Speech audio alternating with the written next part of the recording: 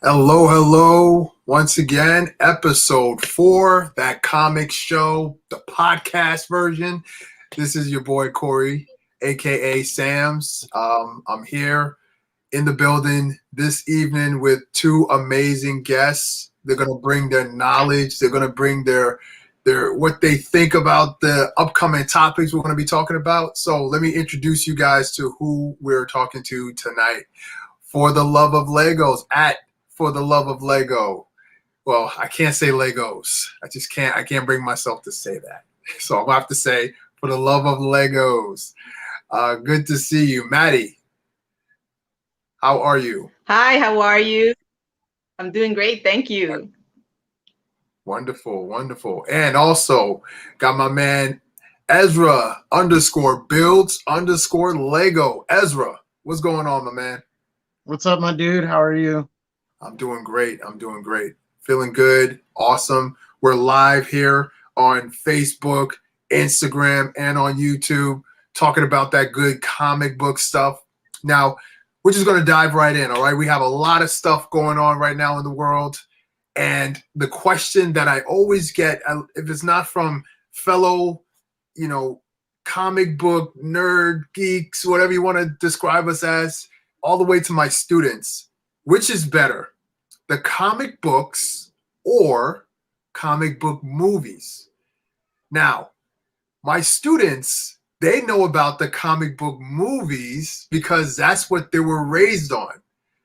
But for us who are more seasoned, we remember comic books, comic book cartoons, then into comic book movies, live action. He means old. Season means season. That's what it means. Point blank, period. So the question I'm posing to you, to the both of you, is first off, which do you prefer? Not which is better. Which do you prefer? Comic books or comic book movies? Me personally, back in the day, it was the comic book. Seeing them coming out, finding out what's the next episode and what was going to go down. It was pretty cool. I want to say, just started breaking in onto TV. So I guess now they call it anime. So I've been watching anime for some time. And it was really cool the way it was actually going along in the storyline with the comics I was reading and rushing home from school without missing that bus, without missing that train, running up them, a couple of blocks and flights of stairs to get on time because we didn't have repeats at the time. And then now with the movies,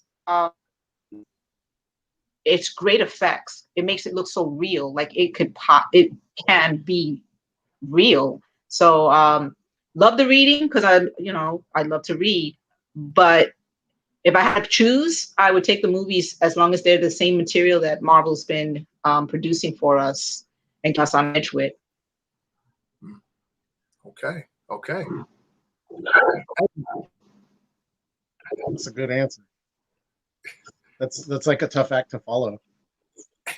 Thank you very much. I'm here all night.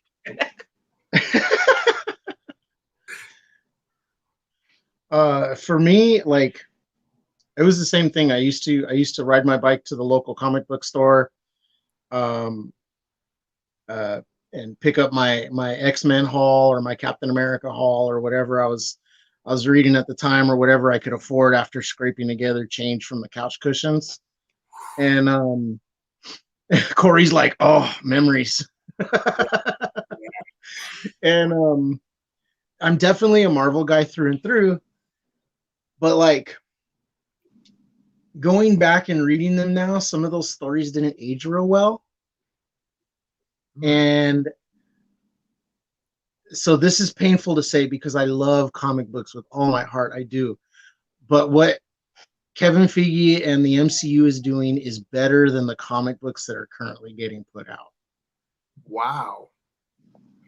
I know. Say that part again. Now, what Kevin Feige and the MCU is doing is better than the current run of comics that's coming out on shelves today, in my opinion.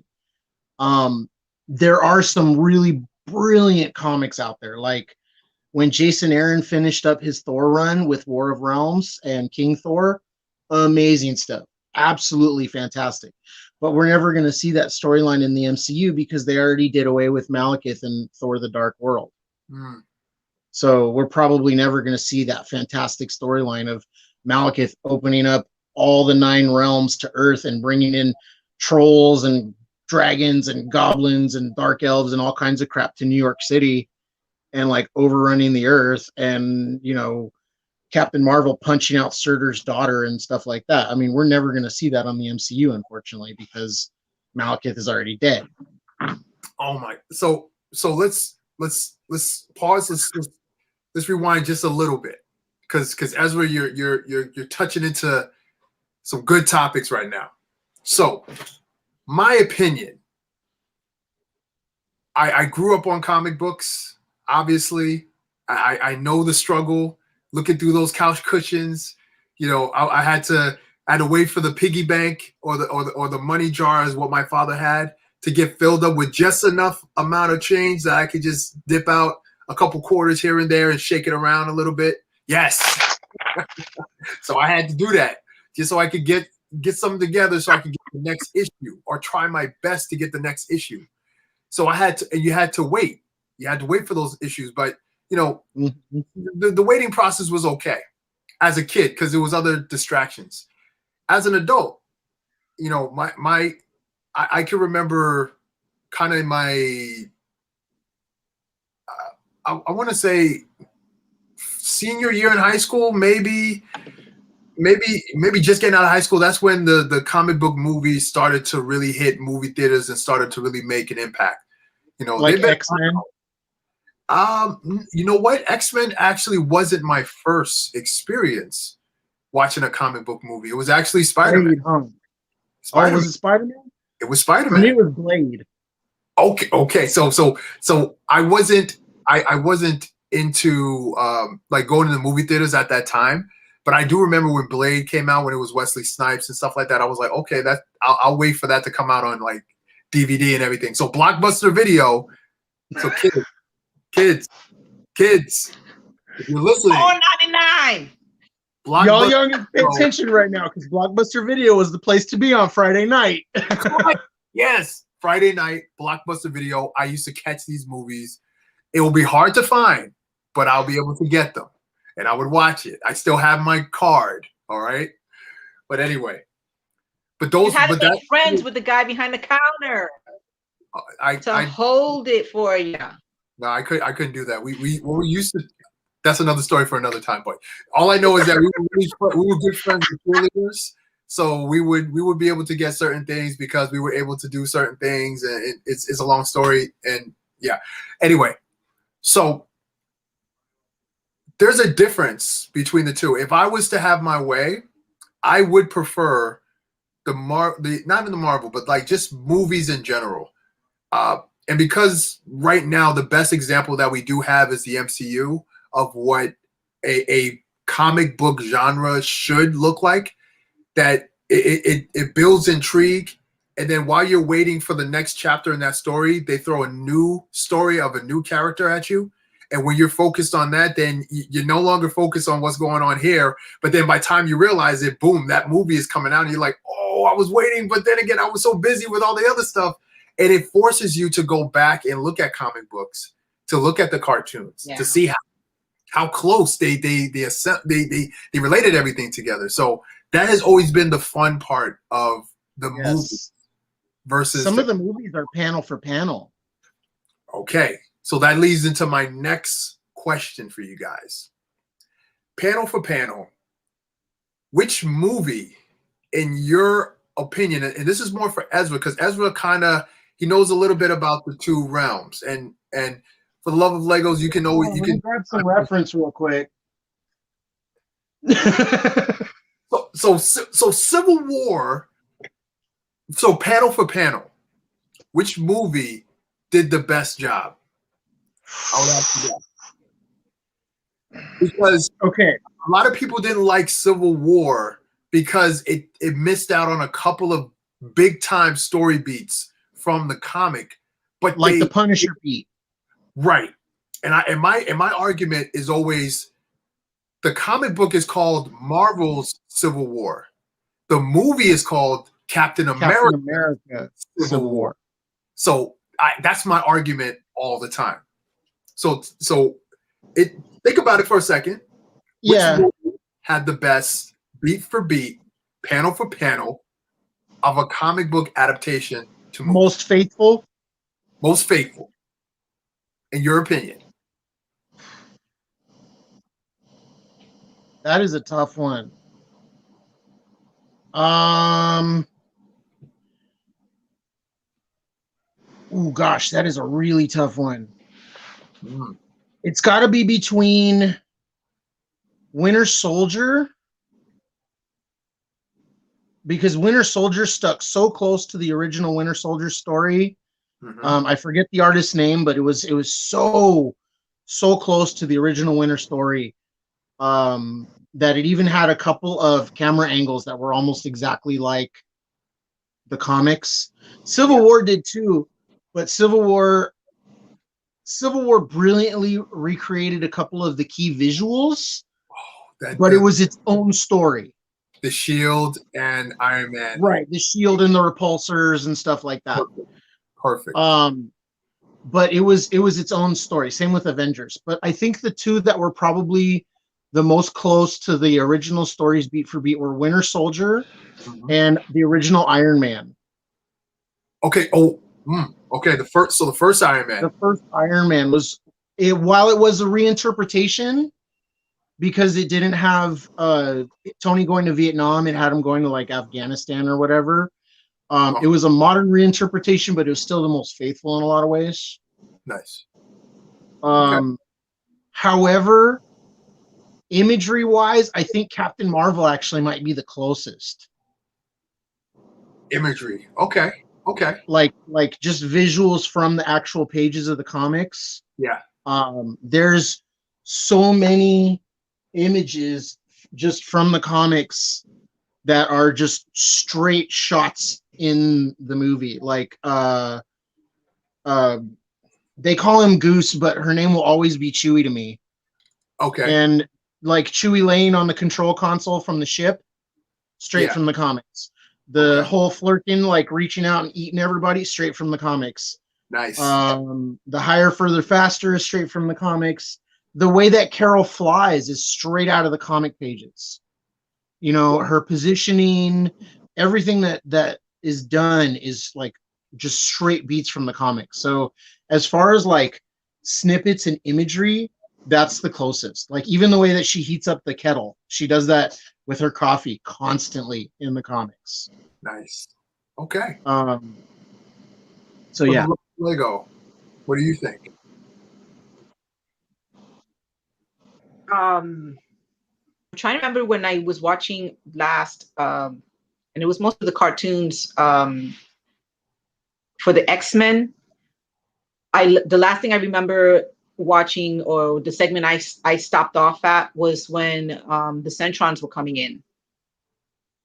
And then when I saw it in the X-Men, the movie, that's like when Mystique messed with the senator's head, and she was telling him to, walk until your feet bleed, in that scene. So it was kind of blending in there. But I was just remembering a lot of stuff that made the movie much easier to follow through. But again, was a few years back. So, but I was kind of wanting to see more of those Centrons coming in, the Centurions or whatever they call them, and doing what they had to do. And then I remember the Sentinels, that's what it was. And then I remember seeing like the storyline was heading to Wolverine and Storm getting together, but they were old and they were a couple. And a lot of the X-Men already had died because of what was going on with the apocalypse and everything. So that just like I was kind of wanting to see that coming in when they were doing the movies. Days of Future Past. Future Past, right. Yeah. All right, that makes sense. I couldn't watch that one. So we'll get into that in a sec. So I just want to kind of stay with you a little bit here. For the love of Legos. Now, fun fact on the DVD, one of the deleted scenes from that movie, there was a scene where Logan and Storm was actually an item, and they had a romantic scene that they then later cut out the movie. But they did kind of flirted with that panel from the actual comics. Now, I'm going to mention 2 comic book movies. One is going to be unpopular. 2 is going to be somewhat maybe up for debate. Okay, so I'll do the one that's not unpopular. I thought Deadpool was panel for panel. As much as the story kind of jumped around, I thought that movie was pretty accurate to Wade Wilson's story. The first one? The first one. When he first became absolutely. Deadpool, I thought that was the costume perfection. Even the story, that was his story of how he became, how he became who he is and how his cancer was riddled with his body. Like, I thought those were real good panels and shots. Even the action scenes lifted straight off of the comic books. Just the way he was able to maneuver in the air and the way he had the samurai swords, it was incredible. They did a really good job with Deadpool in the first one. I haven't seen the second one yet, unfortunately. Second one is it was fun. I would say that it's a very fun movie. Took a lot of liberties, but it was fun. One particular part of the movie I was giddy for, and that's just, I'll leave it there. Now, the second movie that's unpopular. Domino? Not Domino. Oh, okay. I thought Domino was great, but there was a part that I was super giddy for, and that's just my love and obsession for larger. I'll watch it and see if I can figure out what it is, and then I'll text you. All right. So, Green Lantern.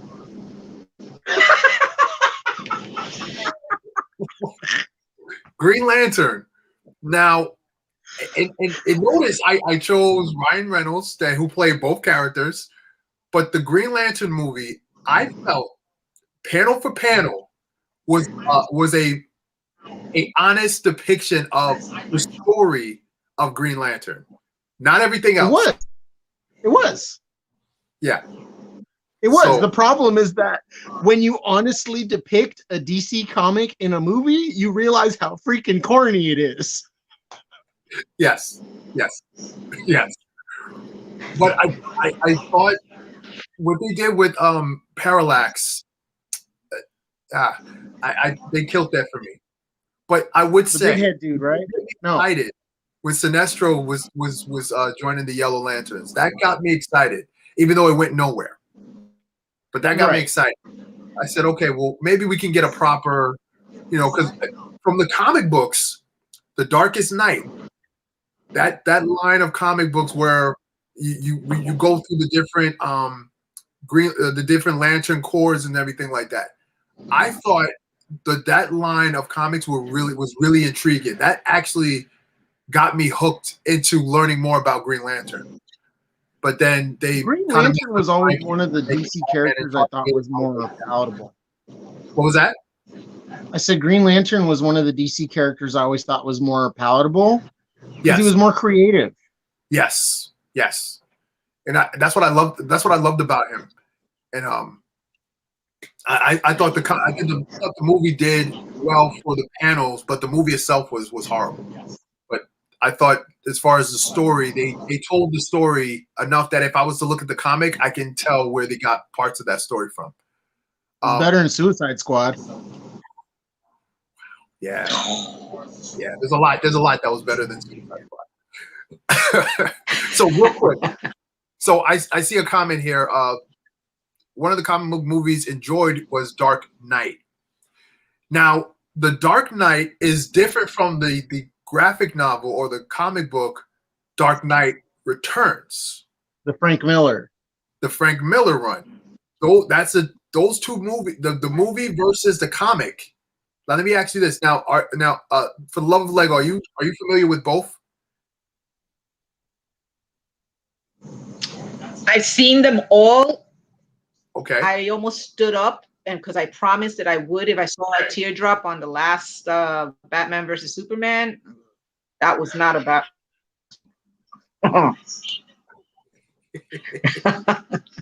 My son made me sit through the rest of it. I literally got up. I was like, I'm out. Oh my god. Oh man. So have we gotten any angry comments yet? Just for clarification, everyone. Once again, this is pure honesty. I'm not trying to promote a bash of DC because for the last 4 episodes, we've been ragging on DC. So don't worry, DC fans. I'm gonna have they some did good DC. in Bird of Prey. Yeah. Okay. It's kind of windy out today. I didn't watch Birds of Prey because I didn't really like. I value my time too much. I didn't like Suicide Squad, so I didn't like anything that spawned from Suicide Squad. So, but I heard people enjoyed it, and that's what's important. So in the context of Batman, I really like the Paul Dini animated series. Okay. And I love the original Harley Quinn. So this new hypersexualized version, I absolutely can't stand. And I refuse to support in any way, shape, or form. Is Margot Robbie? So yeah. She was good. That was definitely her part. I would agree with now, you. Does this also fall in place? What was that? Sorry. I'm sorry, because there's a lapse. Does this also fall in play also? Like, I watched Gotham. I don't remember why I started watching it. I think it was when they introduced Jerome, I really got interested in it because I love that actor because he's on Shameless as Ian, but he killed it with Jerome. And then as it progressed, I didn't want to see him stop being Jerome. I would think on the big screen, he would actually bring some talent. That's the WB show or CW or whatever. Gotham's on Fox, if I'm not mistaken. I don't know. I believe it was on Fox, but I'm really not sure. So let's let me bring it back to Frank Miller question. So my question was the Dark Knight versus the Dark Knight Returns. Which do you prefer?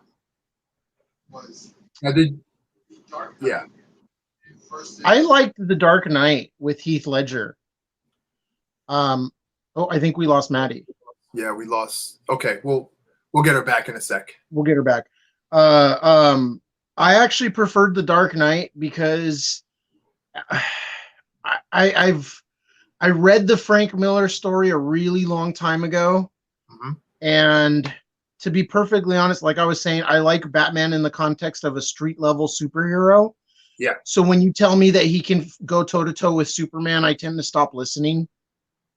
Like it's so far outside the realm of like possibility that I'm just like, Welcome back, Maddie. Welcome back. So I think that the Dark Knight story with the Heath Ledger Joker is a much better Batman story than Frank Miller's Dark Knight Returns. Okay. Yes. I agree. In my humble opinion. Okay. Now, I would go as far as to say I agree with you. I thought the Dark Knight story, in my opinion, still is top 5 on my list. Barely top 5 on my list of greatest comic fantastic movie of all time. Now, the comic book, though. Now, the comic book was a very interesting look. And what I love about comic books is as I get older, I want to see the characters get old as well. Because then I can understand the progression of their life. So looking at that story of how Batman turned out, how Oliver Queen turned out, and how Superman remains ageless during this entire transition of them being Justice League, them being outlawed, then them being banded, and then, you know, everything that led up to that fight between Batman and Superman. Right. I understood that progression because I grew up with the characters, and now I'm seeing them old and bitter because they can't do the things they used to do, but Superman can still do everything he could do the same. I love that. I love that type of way of looking at it from real perspective. So I definitely understand that because, you know, as a combat veteran, looking back on what I was capable of doing 10, 12 years ago versus the noises I make when I bend down to pick up Lego, I totally understand. Oh man! And again, if I haven't mentioned, I didn't mention this before, but Ezra, he did in the military, so you know, thank you for your services, Ezra. I'm glad you mentioned. My pleasure. Thank you for your service. Absolutely. So this is more that I wanted to ask you guys. Okay, now let's switch out of comic book movies and let's switch it to the realm of animated movies. Now, I believe animated movies are a little bit more accurate to the story of the comic books that they're adapted from. Usually because they're not as constrained by budget. That's right. So, in my opinion, one of the animated movies that I really enjoyed was the Planet Hulk animated movie. Is that one good? I loved it. Because I do love that storyline. Exactly. So the storyline, the movie is like a page for page adaptation from the actual comics, but they sprinkled a little bit of Easter eggs here and there, which is fun. Okay. So even the end of the movie, you know, it all stayed true to the storyline of the Hulk becoming Issachar, becoming, you know, the king at some point, and then Thor Ragnarok took essence of that story and put it in. Now I'm gonna say something. As much as I enjoyed Thor Ragnarok, I kind of hated the fact that they took that part and put it in Thor, because now I can never get a Planet Hulk movie. Never. That's done. You never get a Planet Hulk movie. No, we're never gonna get a Planet Hulk movie. But at the same token, okay, we're never gonna get a Planet Hulk movie, but that also spares us World Breaker Hulk. Whoa. When you mean spare us, what does that mean? Is that great of a story that we really want to see Hulk kill everybody? Corey's like losing it right now. Yes, we need to see that. I don't know, because then you got the Maestro, and then that leads to the Immortal Hulk, and that's just like a really dark road. What was that?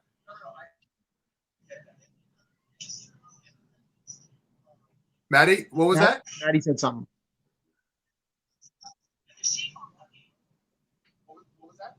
When does the She-Hulk come back in or come into the picture?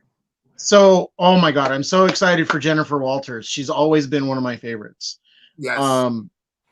And she did the fourth wall breaking thing that Deadpool does long before Deadpool ever did that. So he stole her shtick. Yeah. And she's funnier too. She's like way funnier in the comics. I think we get She-Hulk next year, like early next year. Yeah, her story, which is interesting. So all right. I don't want to jump past that question because that leads me to future series that are coming out. But the question I was getting to though, the animated movies pulled directly from the comic books, which in most times are pretty accurate. How do you guys feel when actual comic book movies pull stories out of comic books and place them into small sections of the overall movie? So I gave you an example. Like Planet Hulk. Right. So can you guys think of another example? And if you can't, is that okay when comic book movies do that? Because I can tell you the worst example of that. I don't have a problem with it. I don't have an example, but I think it opens a door for more characters to come in and have a storyline. So we'll end up having more movies to watch and give people the opportunity to make more characters. I think it depends on the storyline because certain ones, depending on the story, the way that it went in the comic books, are going to dead end. Like, I don't know where they're going to go with WandaVision now after the whole Quicksilver thing. Right. Because there's rumors of a season 2, and we also know that Wanda's going to appear in Doctor Strange 2. Mm-hmm. So everyone was expecting a reverse House of M or House of W event, and we never saw that. Yeah. You know, Corey and I talked about this numerous times. We were conspiracizing back and forth over messages for days. Yeah. And we never got any of that. We got a big magical brawl with Agatha Harkness and a debate about the ship of Theseus. So, but I was saying, like, what if we still got that? But we just House of W? Like House of W. What about okay like the Spider-Man? As long as we still get it. Like in one movie.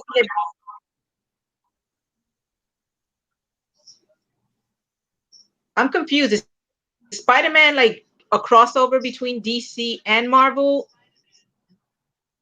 No. Because he's like Sony in limbo. still is stubbornly hanging on to their rights. And Spider-Man is actually the only character that Marvel doesn't have rights to anymore. Hulk is the other. Hulk is still on Paramount, technically. They're still sharing rights with Paramount with Hulk. Yeah. So they but can't it's not a proper Hulk movie. Paramount is more flexible with Hulk than Sony is with Spider-Man.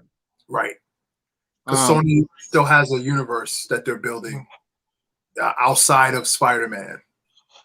Sony needs to stop. You got Carnage coming. Got Carnage.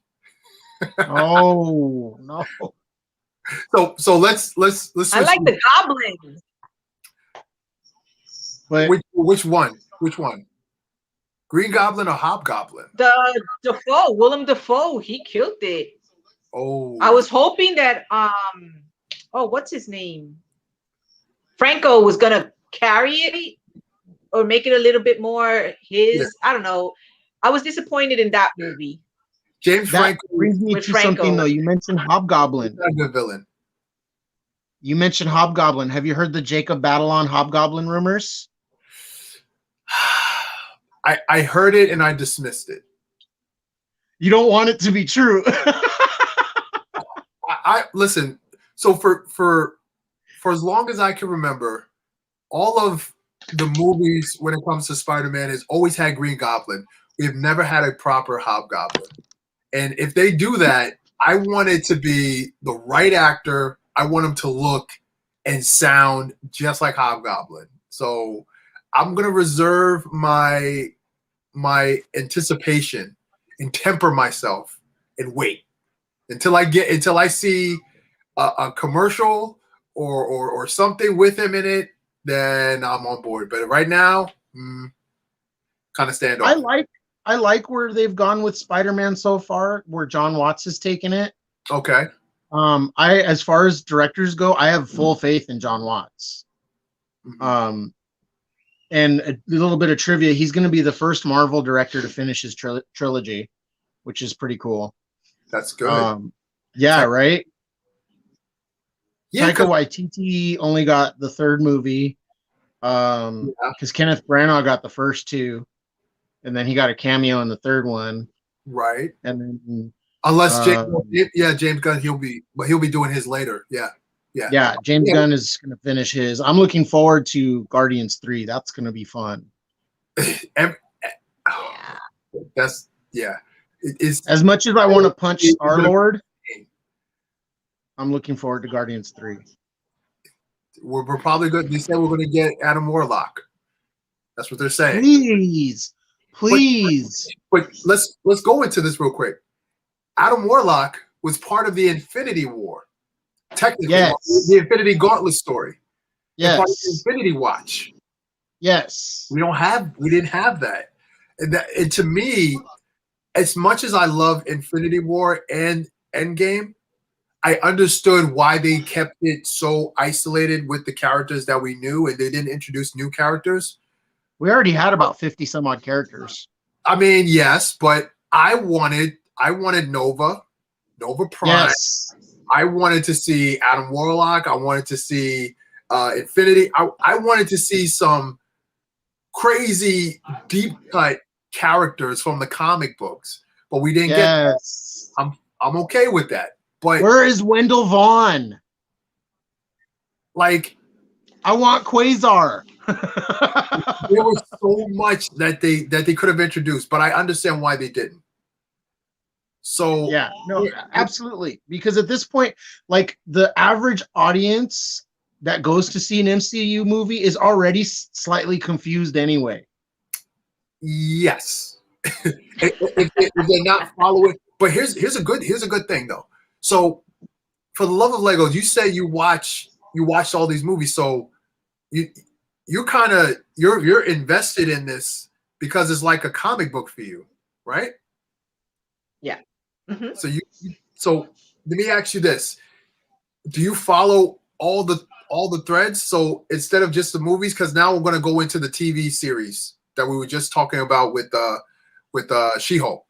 Do you follow all those extra series as well? Because the gap between movies. No, I mean, I jumped on the WandaVision. I was on that full throttle. There was no way not to watch it. I loved it in the beginning because in the blurb we was talking about how they weren't too crazy about the black and white. I loved the way that they did that mix. Yes. And it just, from the minute it came on, I was like, oh my God, this is amazing. This is so cool. Like, they're bringing stuff from the archives back out so kids could understand what the heck grandma, grandpa, mom, dad, brother, sister who are older are talking about. I Love Lucy, Mary Tyler Show. I didn't watch a lot of those, but I knew the reference to it. Yes. And they did a beautiful job.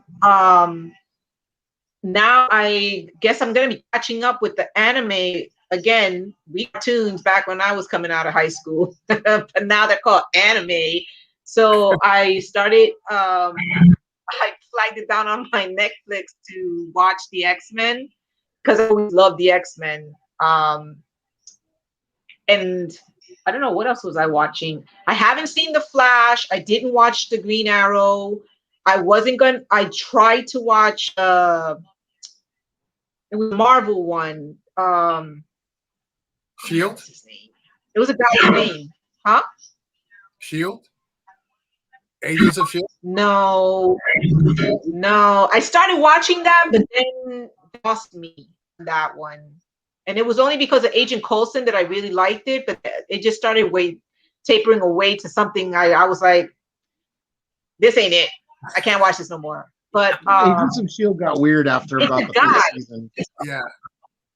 There was a Yeah, lot of but back end stuff that really messed that show up, in my opinion. Luke Cage couldn't get that show into was dope. Cage. Okay. The Netflix. So there was too many places to try to find, and I guess it's whoever is making them. It's like, okay, if it's for TV, this is the type of quality we're going with. But if it's for Netflix, this is the quality we're going with. If it's for cable, then this is the other. So it just made it harder to follow. It got cheesy in some spots. I did watch Gotham. I love Fish. She was one of my favorites. Jada Pickett's character. Barbara Gordon tripped me out because, oh my gosh, she took it to another level. I think they did pretty good with a lot of those on Gotham. Again, Jerome was my top favorite. When they did the casting of Jerome, and he was in the room and he said, "Impress me. Go ahead. Give me your best." And everybody's like, "Wait till they get a load of me. Oh, wait till they get a load of me." And then he like, "Do it." So it's just I pick and choose to see if it catches me, then I get it, I'll stick with it. Otherwise, it's just hard because the quality's not there, and you kind of like, come on, you could do this. Yeah. Here's a crumb, just take it. Inhumans. Inhumans. Looking at you, Inhumans. So a lot of potential with the Inhumans. A lot of potential. Just bad. Wasted potential. Yeah. What a waste. That was right. And again, this is all for those who don't know. I'm going to just summarize it real quick.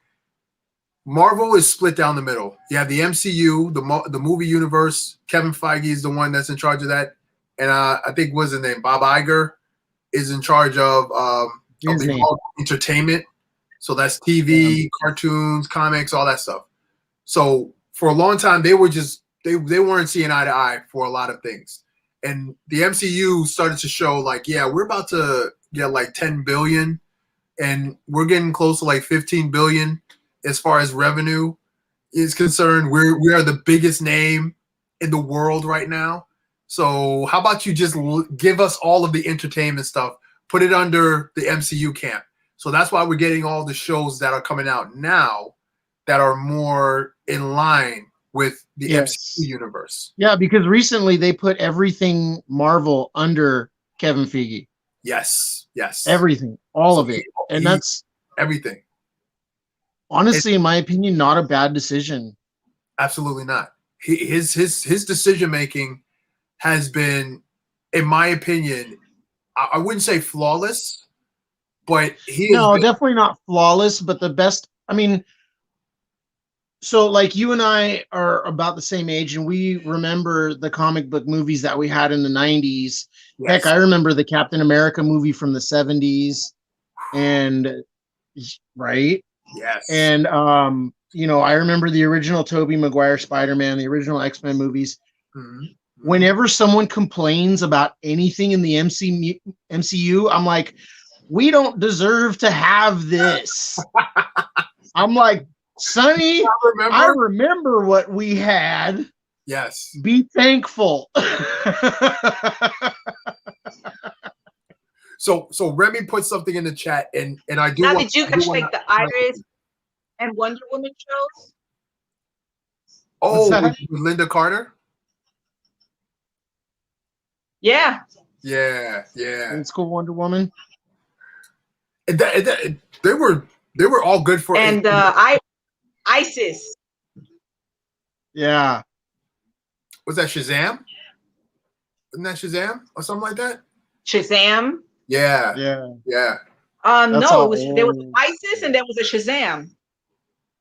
Oh. Isis was its own show, wasn't it? Yep. Yeah. Wow. Taking it back. Because everybody used to go around getting the towels or the sheets and wrapping them around themselves. That is taking it. Wow, that's taking it back. That is taking it back. Yeah.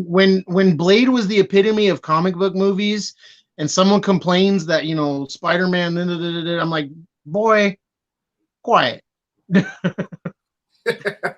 Blade was really the kickoff to the new era of comic book movies, of comic book. It really was. Yeah, like Blade. That's a whole movie. That was what, like 1996 or something. You might Blade. 98. Keep Full talking. disclosure, I didn't even know Blade I was gonna say, part of the Marvel universe. really? He's actually on the I thought he was. It was a vampire. He's on the current lineup of the Avengers. I thought he was. And he's actually like, English too. vampire He movie should for that have an English accent. Yeah, 98. 98. 98. Okay. That came out 98. Yeah, Blade is actually supposed to have a British accent. Oh, so what's his name? They should have got Ezra to do it. Mahershala, he's gonna have an English accent. Should. Why not? I don't know if he will. We'll have to see. I don't doubt the direction of where Marvel's going to take Blade. But let's talk about what's upcoming.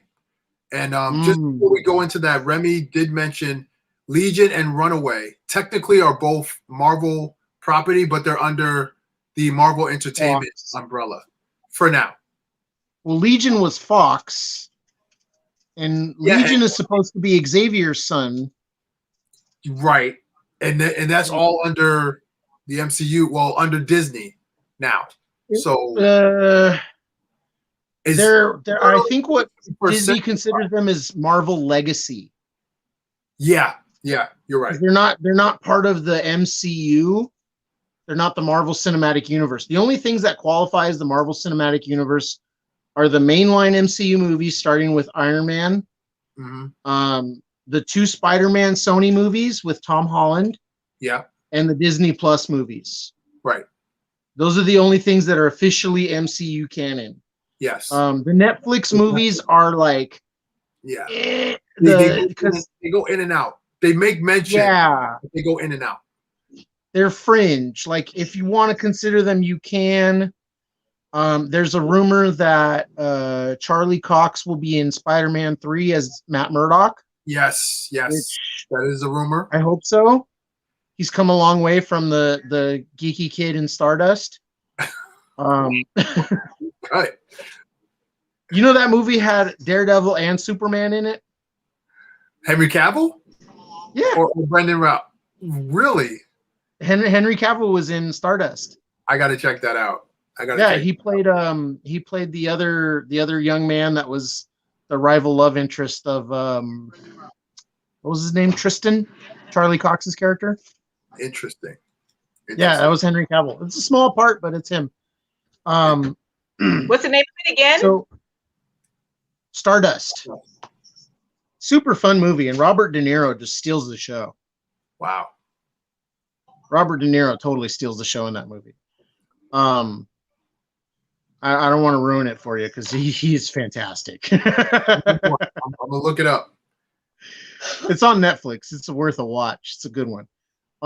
So in the main line of the MCU, where was I going with this? You were saying that. Daredevil. Yeah.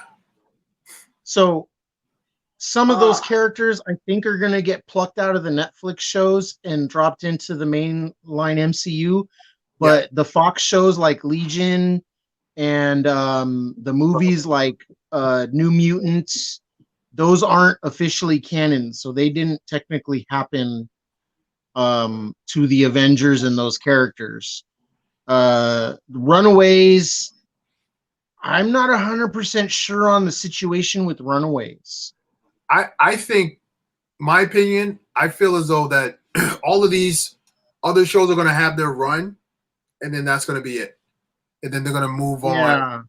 Because the way that they're going, everything is falling under Disney, under Marvel, MCU. I don't think they're going to continue those shows for quite much longer. But right, because Feige really wants to have a very streamlined, understandable, focused MCU, which is one of the reasons that I feel, as an old school comic fan, the single direction of one person guiding the entire Marvel universe is the main reason that I feel that it's a more entertaining, better, and cohesive story than the comics. Because a lot of times you had writers just coming up with weird filler stuff. Too many cooks in the kitchen. Yeah, y'all remember Cap Wolf? I do not, but I don't want to know about it. Yeah, Captain America was a werewolf for a while.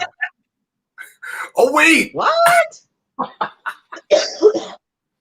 I remember Captain America was a werewolf for a while. I remember watching someone talk about that, It's Captain Pogo. and I was like, "What?" And then there's the Spider-Man, the Man Spider line where he like grows extra arms. Oh, I He like becomes that. a vampire or something. I kind of like that story. I kind of like Yeah. that. So, Yeah. and then apparently we're getting a Jared Leto Morbius movie from Sony. No, thank you. The commercial. Well, the No, thank you. Morbius movie.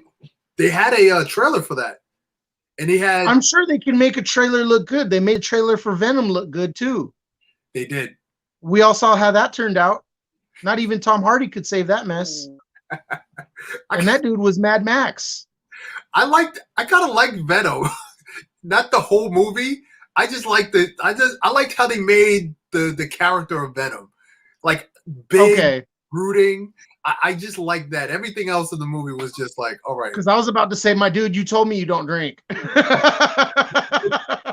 You know what? I gave up on the movie from the very beginning because of where it was located and the fact that they made no mention to Spider-Man whatsoever. So I gave up on the movie. So I was really watching to see how they would show a symbiote become Venom. I wanted to see that. And they did a good job at that part. Okay. So, yeah. You could toss that. Yeah, and then let's not even talk about Spider-Man 3. Whew. Well, I just saw that one. That was the one where he Why? turned into the kid from the 70s show, Eric. yes. Oh my God, that was horrible. It was like that. Oh man, That was. Why did you watch was that? bad. That was a. I bad didn't have a movie. choice. I was at my daughter's house and she had it on the TV. Oh my God. You know, my 4 and 6-year-old don't even know that there are Star Wars movies that are between the sequels and the originals. They have no idea who Jar Jar Binks is. Star Wars Christmas, like all those different things in between. Yeah. No. Some things are better not known.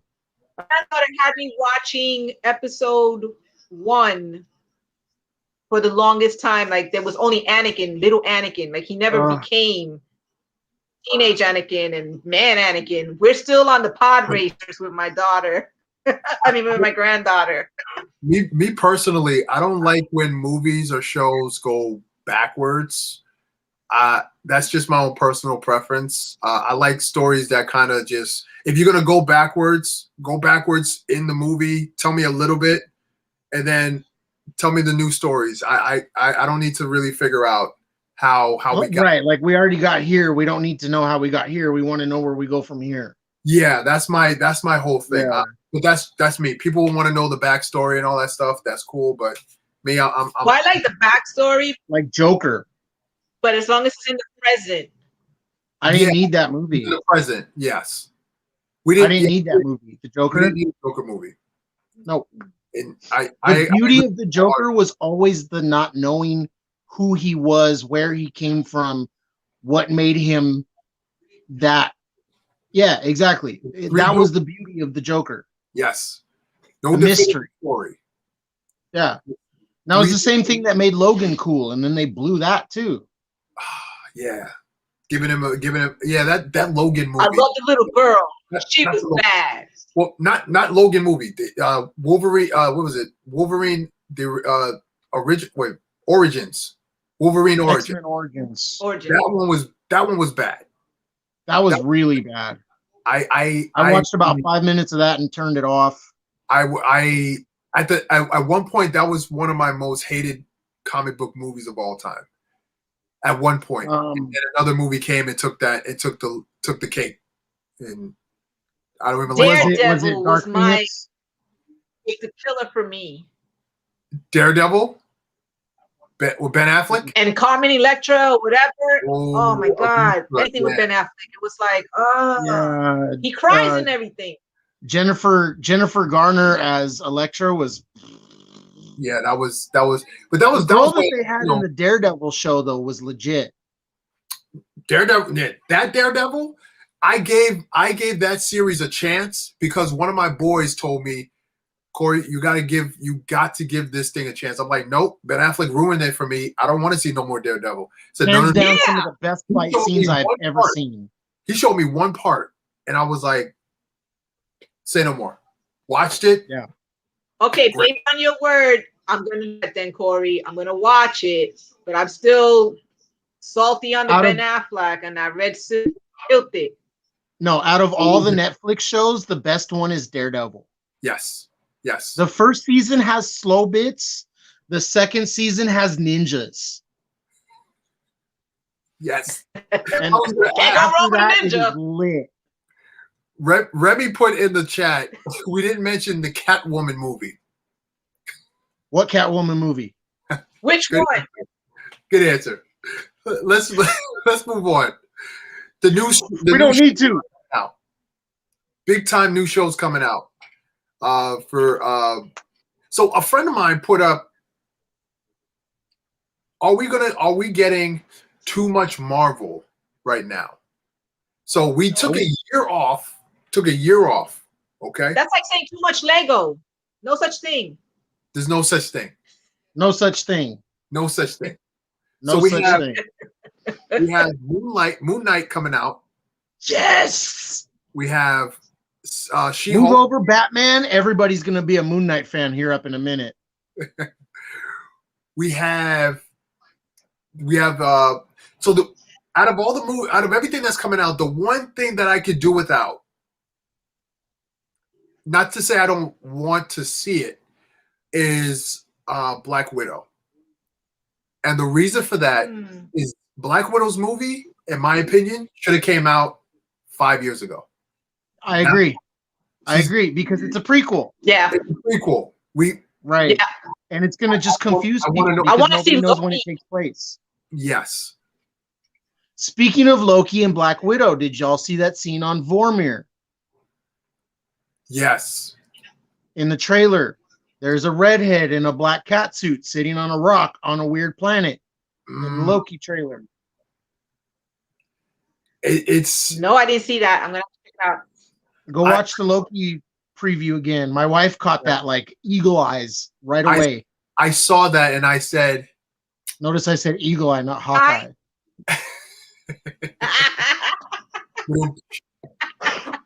I saw the same thing and I said, I don't know where we're going with Loki. And I think, to be fair to Falcon and Winter Soldier, we kind of get an idea of where we are with this story. This is after the blip. This is probably right after, he got, Sam gets the shield, and this is where we are in the story. Now, right. Loki is a WandaVision, in my opinion. Meaning, Loki is a wild card. Yes, we have no idea where he's going, where he is. We have no idea for it. And we also have no idea what his motivations are because this is a pre-Ragnarok Loki. Okay, wait, hold on. Yes, wait.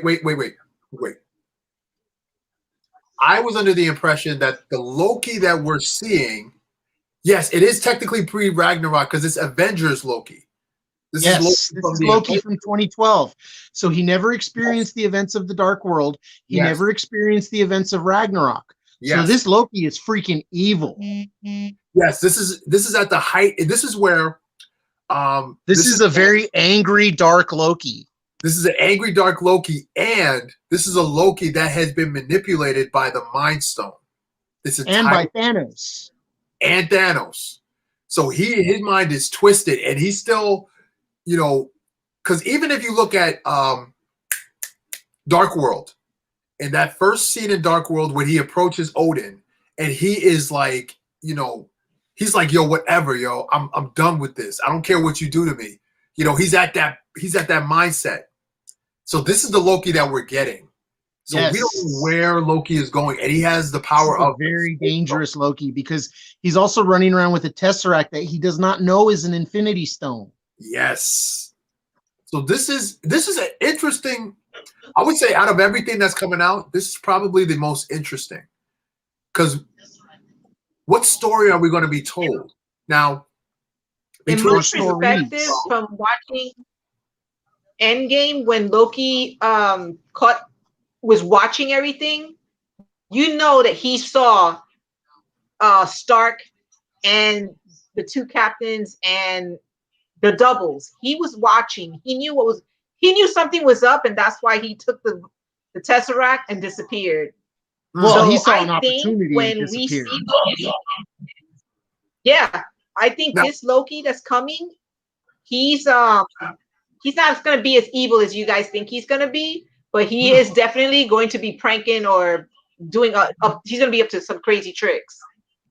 Now, I like where you're going, because that is an interesting look, because if the Avengers are too busy dealing with everything that's going on in the Avengers, while the other Avengers are doing all the nefarious things that they're doing in the background, Loki can be in multiple places at once.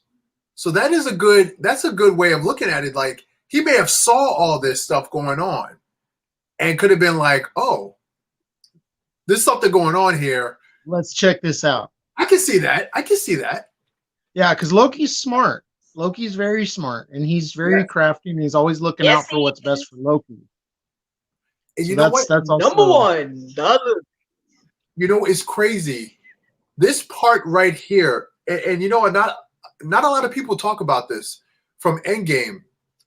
Out of everything that happened in Endgame, this is the one string that's left undone. Because if you think about what the conversation the Hulk had with the Ancient One, you remove one thing, you have a branch that drifts off. There's another one. Yeah. But that Tesseract that they took out later on in the 70s, they put that one back in that branch, but that doesn't fix the branch that's already that has been. So who knows what madness is happening because of that branch that's now loose in the world? There's one other one though that's important. When old Steve comes back and gives Sam the shield. Yeah. When Steve went into the quantum tunnel, he had the shield and Mjolnir. When he came back, he no longer had Mjolnir. Where is it? Wait a minute. He didn't have the shield, because the shield got destroyed when he was fighting Thanos. He only had Mjolnir. He only had Mjolnir. Yeah. You're right. He didn't have the shield. Okay, you're right. So he grabbed the shield from somewhere. Yes, he had to have grabbed the shield from somewhere. But where's Mjolnir? That's another. But is that where Jane's gonna find it? In the bushes. Yes. So that's exactly. So I was thinking two things. One, that Cap went back and gave Mjolnir back to Thor, because remember, Thor took Mjolnir from Dark World Thor, and he didn't have it no more, so he needs that. So I'm thinking he gave it back to him, or that part where Jane ends up getting Mjolnir. Or do they work in an original Sin storyline into Love and Thunder, and Thor becomes Thor the Unworthy? I feel as though I've been saying that since Ragnarok, that they're gonna. I think they're gonna do it, because he's already missing the eye. So give me the destroyer arm. And he's got the dad bod. I think he's gonna be back to trim and slim. Oh yeah. Have you seen the set photos of him for Love and Thunder? He's enormous. No, he's huge. Yeah, his body double is complaining because he got too big. Yeah. He can't get as big as Hemsworth. The guy's enormous. Have you seen Natalie Portman's guns? This is shaping up to be something. She's more ripped than I am, dude. I always liked the Jane Foster Thor movie. though. I'm intrigued by that movie because, again, there's a lot of story. There's a lot of comic book elements that they're going to put in this story. Now, I remember when the comic book came out. I think it was 2000. Was it 2015 when they talked about Jane being the new Thor? It was around that time, all new, all different. Yeah. So I have some of those. Okay, that's what I was wondering, because I remember when I first saw that, I said, Jane Foster is Thor now. I was like, I don't know if I can get on board with this. That's what I was. Until you read it. But then I was thinking, okay, well, if this is the story that they're telling, then okay, that's a new take on the story. Let's see where this goes. And now to hear that they're doing that for Love and Thunder, you know, that goes to show them pulling straight from the comic book and putting it into this movie, which I'm interested in how they're going to pull that off. And there's a lot of routes that they can go with that too, because if they only leave her as Jane Foster for the one movie, Right. So she was Jane Foster Thor for a few years, and then remember I was mentioning the War of the Realms event. Yes. During that event, Malekith got his hands on Black Knight's sword and he murdered all the Valkyries. All of them, killed them all, and that's what when he did in Jane, Ragnarok. kind of like that scene in Ragnarok. Yeah.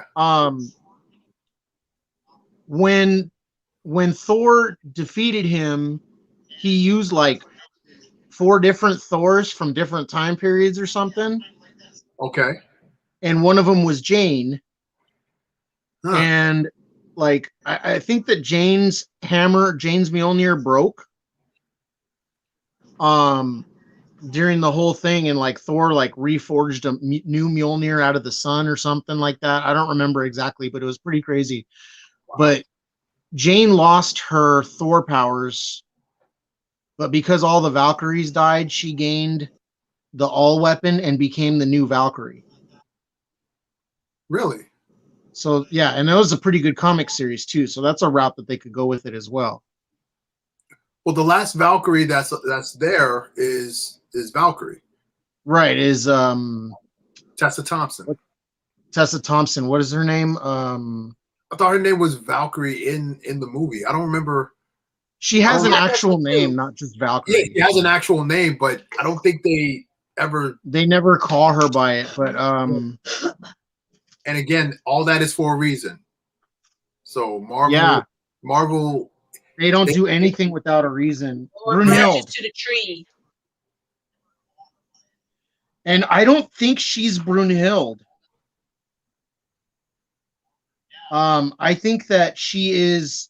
So you remember that flashback from Ragnarok where all the Valkyries are being slain? I think that the Valkyrie that saved Tessa Thompson's character was Brunhild. Yes. Is that the leader? Yes. The classic blonde from the comics. Yes. I think that was Brunhild.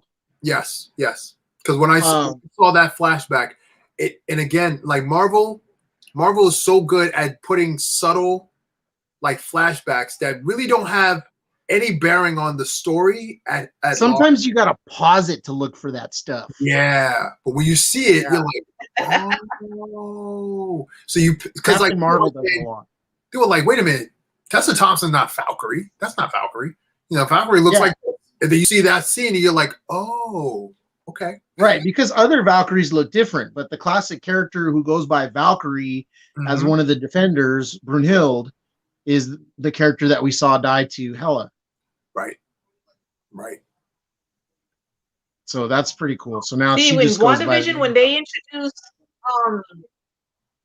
Pietro, I had to go back that Saturday and literally watch the Avengers from the beginning. Like, I think I did a whole Saturday marathon just to be like, wait a minute, they threw me off. And I was like, oh, because then it was the whole Wanda thing that threw me off, because she was bad.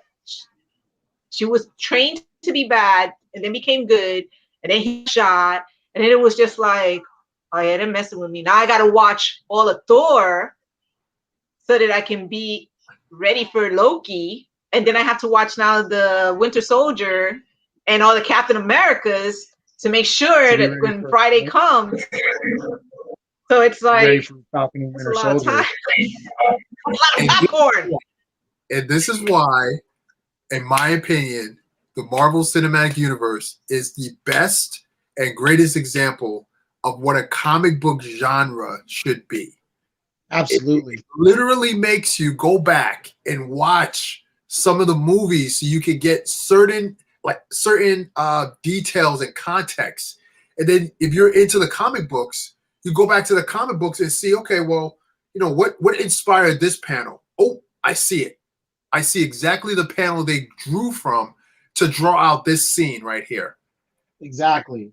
It's like it is so subtle. But if you even look at Spider-Man Homecoming at the last scene when Spider-Man is about to go out and introduce himself with Tony, that is pulled directly, and correct me if I'm wrong, Ezra, that's pulled directly from the Civil War storyline. Yes. When Spider-Man, when he announces that he's Spider-Man. Yes. And when I saw that, and they open the door, you see the news people there and all that stuff, I was losing my mind. It had no bearing on the story. It didn't go anywhere. But the fact that you could take something that I know from the comics and make that real, it just puts it in the pages, and that's what's so beautiful. Yes. I'm trying to find one of the examples with Captain Marvel that does it. Okay. I was gonna mention one other thing, and then we're gonna kind of wrap up. Now, some people might call me a hypocrite because there's a movie in DC that does the exact same thing, and that movie is BVS. I can't say the entire movie because it gets me angry. Hold on, let me see that. I'm gonna blow you up a little bit. Okay, now that was the scene when she was falling to Earth. Yes, and she awakens her ability to fly. Mm. Oh yeah, that was awesome. Pulled Yeah, I want that outfit. Even the costume was even her turning into like select costume colors. The little Monica selecting costume colors and getting to that the one that we know today. I was like, yes, I love it. She did so many throwbacks in that bit. She did the Kree uniform. Yes. The classic Captain Marvel Kree uniform that the original Captain Marvel wore. Steel and gray. Yep. Yes, the green and gray. She did the Shazam costume. Yes. She did the Black Adam costume, and then did the classic Captain Marvel costume. That was so dope. Dope.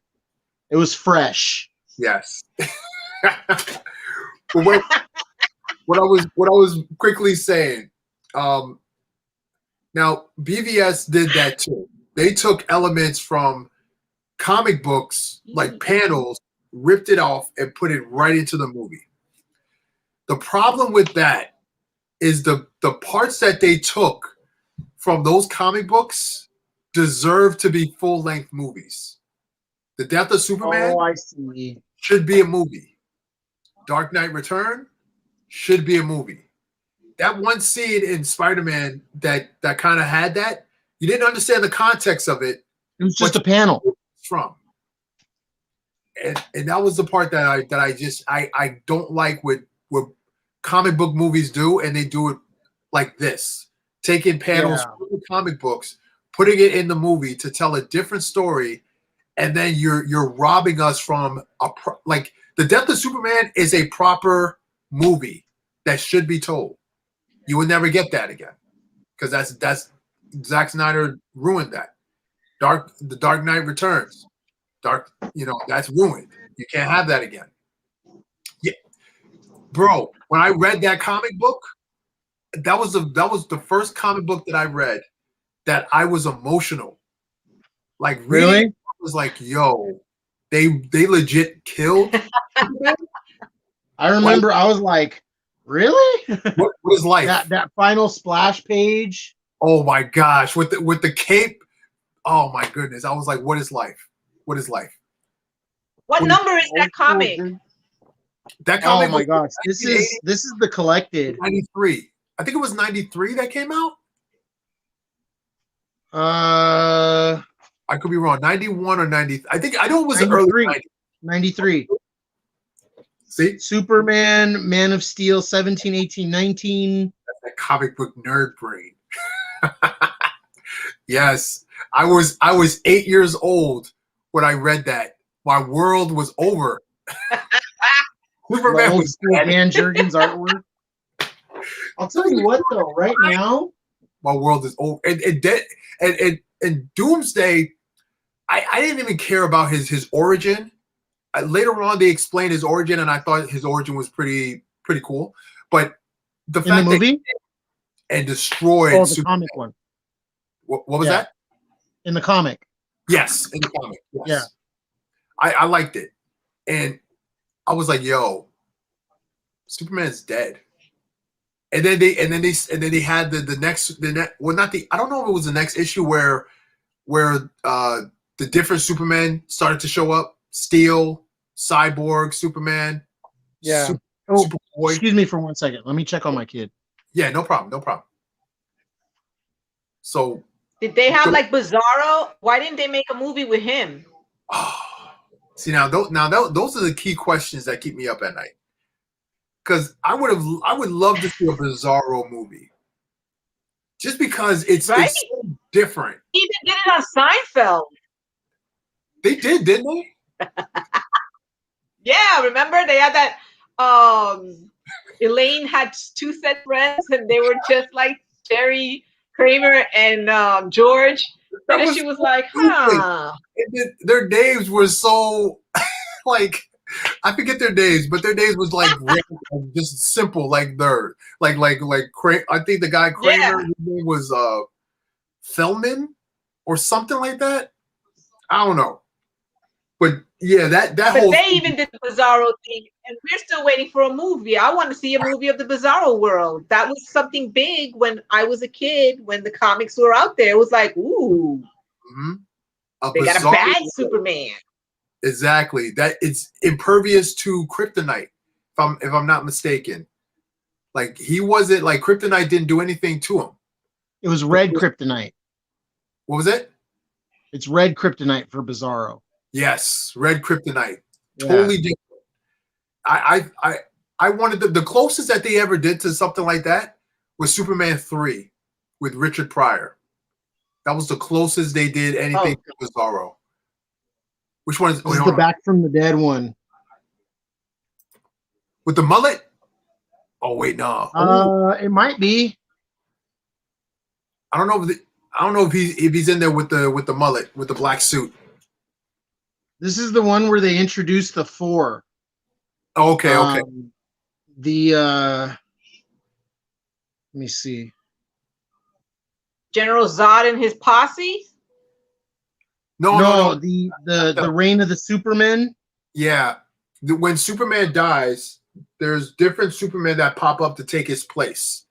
Yeah. If you ever seen the animated movie to this storyline, DC came out with an animated movie to the storyline.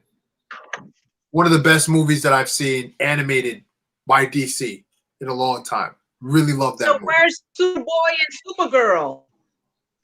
Superboy and Superdog is in the Reign. See, like all those characters we don't get yet.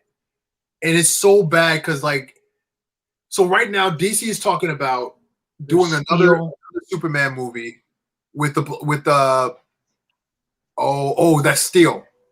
Yeah. Yes. So that's where Steel comes from. Mm-hmm. And then there's the Cyborg. Yep. And nobody's talking about. Well, we mentioned that last in our second episode. Yes, that's not Superboy. It's like a Zorro Superman. No, this is Superboy. Superboy with the leather jacket. I love it. I love that design. I love that design. Oh, and the Cyborg. Yes. And none of those were actually him. None of them. The only one that was supposed to be him was Not the Cyborg one, but the laser blasty one. yeah, but that was like a like a clone, not a clone, but like that was his robe. That was like one of his robots that came in and Yeah, stood and then he came back in like a black suit with a mullet, and then he like split into two. He was like electric or something. It got weird. It got really weird. They ruined the story. The second to tell the rest of the story. To be fair, the later stuff that they've been doing with Jorge Jimenez as the artist, by the way, I mean, plug for that guy, Jorge Jimenez. I wish Marvel could get him away from DC because that guy is fantastic. I would love to see him do Captain Marvel because his Superman stuff is just unreal, especially his old Superman. He does this like white caped old man version that kind of reminds me. Have you ever seen Megamind? Yes. Yes. You know the Brad Pitt character? You know that like white and gold costume? No, I'm not. I'm trying to remember. It's like this white. He was and the gold, one that like, was hiding away Superman. in the tower. Yeah. Okay. I'm not the Metro Man or whatever the heck his name was. I don't know. He was the. Okay. It's starting to come to me. But yeah. Mega Man killed Metro Man, and he went to hide because he didn't want to be a superhero no more. Right. He went into hiding, so he faked his death. He let the villain kill him. His costume, it's kind of like that. It's like this gold and white, like super majestic, regal looking Superman. And like the way that this guy draws is, you can tell that there's this anime inspiration. And there's this one panel where current day Superman throws a punch, like full speed punch, and old Superman stops him with a finger. And it's just such a gorgeous panel the way it's drawn. Wow. And I'm like, Marvel needs to offer this guy like anything he wants. Oh my goodness. So I think that's a good note to end on. DC. So see, DC fans, we don't only talk about Marvel stuff, we talk about DC stuff too. All right. Yeah, DC has some tight artists right now. They have some really good artists. Real quick before we go, and once again, I want to thank you both for taking the time out today on a Sunday to talk about comic book stuff. I hope to have you both on again in the near future. Anytime. This was fun. Thank you. Excellent. I'm glad it was fun. Yeah, it was a real chore taking time out of my Sunday to talk about comics and Marvel movies. At the end of the day, this is what we have. You know, this is what we have. We're isolated in our homes. You know, hopefully not for too long, but you know, if we can get together, talk as a community, you know, raise some great points, is all good. Yeah, I mean, I was watching Civil War right before have to come over to the Blurg. We say that again? Definitely have to come over to the Blurg and just blow their minds, because you guys got to come over to the Blurg on a Saturday morning. You would blow their minds. I was telling them about you guys, and I said, "Oh my God, we're talking Encyclopedia Britannica of comic books with these two." So you gotta back me up and come on over. Real quick. Be happy to. Let's talk about that real quick. That's a Facebook group you have. Is that correct? Or is that because I know I'm following it on right? Instagram. So they have it available via. So they have it through the StreamYard. They have it through YouTube. They're having it through Instagram and through Facebook. So it's spreading out, and we're trying to find a better platform. This past weekend, we laughed so hard. We had such a great time, and there was so much information, especially with Pepe Le Pew being on the news. So I kept telling them, I was like, ooh, that's another that's something we could talk about that another episode. So real quick, so I'm typing your handle here, but where can people find you for the love of Legos? Hope I wrote that right. I think I did.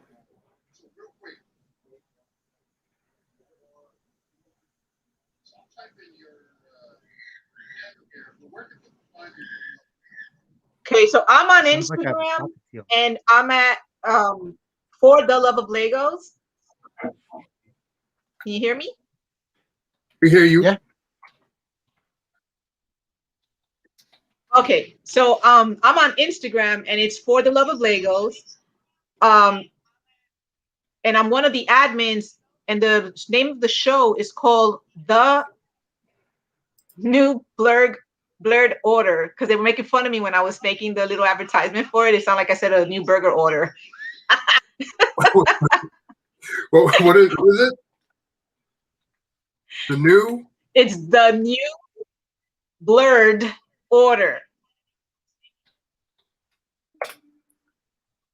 Is that right? The New Blurred Order. Yeah. Looks fine to me. And I'm gonna be blasting it out there. Excellent. Excellent. But it's a great place to just come in and anything you know about movies, TV, comics, cartoons. It's a nerd haven and it's a safe place. We talk about anything and everything, all age ranges. We had a guest appearance by Vince's daughter, and we just learned about a new anime on Netflix. Well, it's new to me, called what was the name of it? Something about kids getting sucked up through zombies or something, and he didn't.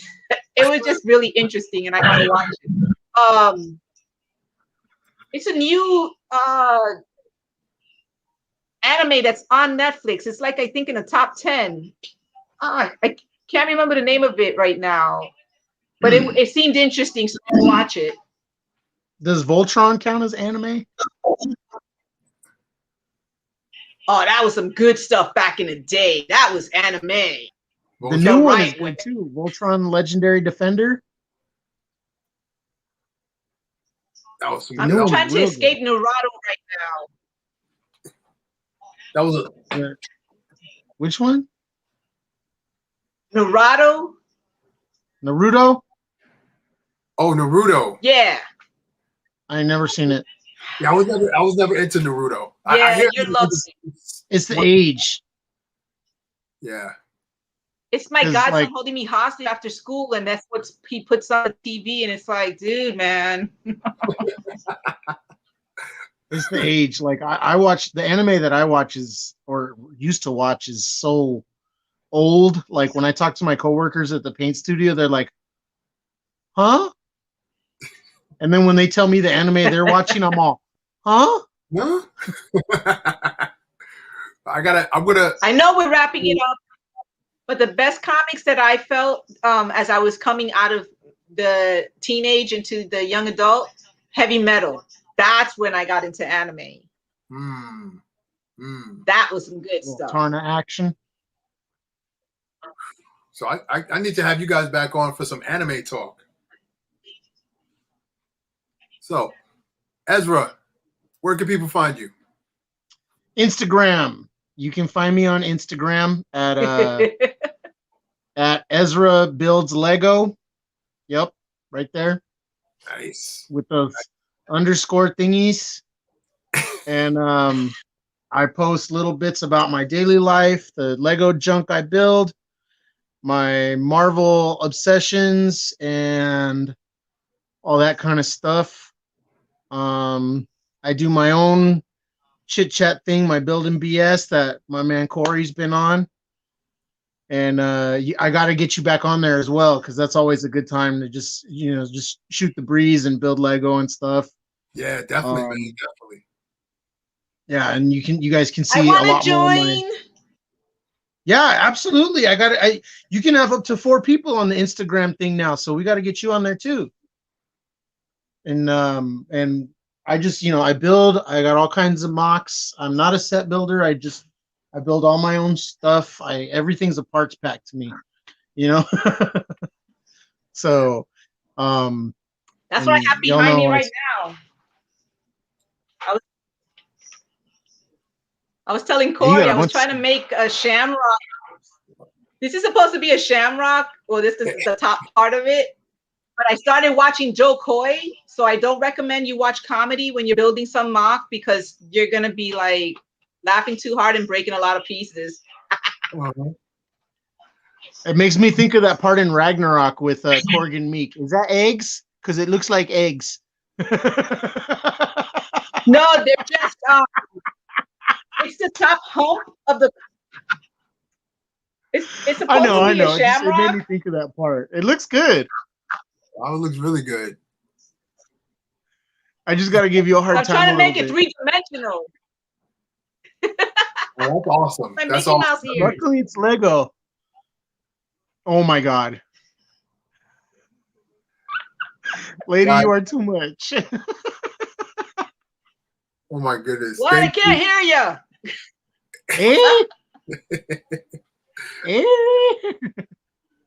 Thank you guys so much for your time, for your energy, for your conversation. This was really fun. Please look out for my messages. I will ask you to join us again for another podcast episode of That Comic Show. Folks Absolutely. in the world, thank you all so much. Thank you again. Really, truly mean it. Truly mean it. Thank you so much. And until next time, everybody, keep building, keep viewing, like, share, and subscribe. You know what to do. Follow us on Instagram, follow us on YouTube, and I'll see you on the next one. Take care, y'all. See ya. You know, it's so weird. Sometimes you're shedding off everything. Take care, guys.